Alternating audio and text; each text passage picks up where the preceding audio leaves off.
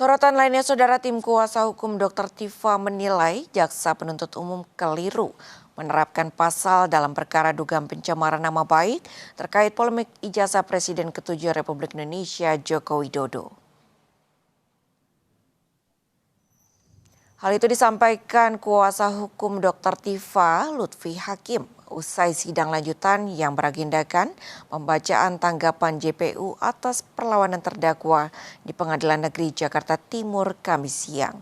Menurut Lutfi, dakwaan yang menggunakan pasal 32 dan pasal 35 Undang-Undang ITE tidak tepat karena substansi perkara yang didakwakan berkaitan dengan pernyataan lisan, bukan tindakan memanipulasi atau mengubah dokumen elektronik. Karena itu, Saudara, ia menilai unsur tindak pidana sebagaimana didakwakan tidak terpenuhi.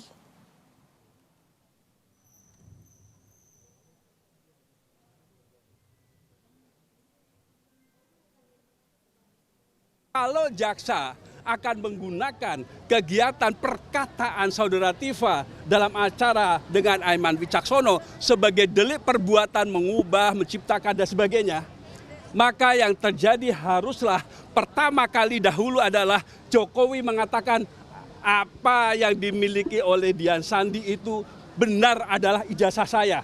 Dan saya keberatan dengan perbuatan Saudara Tifa. Ini tidak pernah ada pengakuan oleh Saudara Jokowi bahwa yang ditunjukkan oleh Saudara Dian Sandi itu adalah miliknya.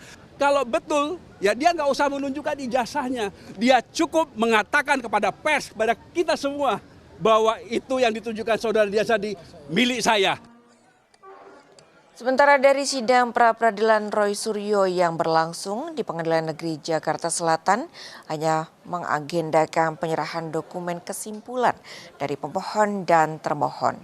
Dalam kesempatan itu, Saudara, Roy merespons soal ijazahnya dilaporkan seseorang ke Polres Jakarta Selatan.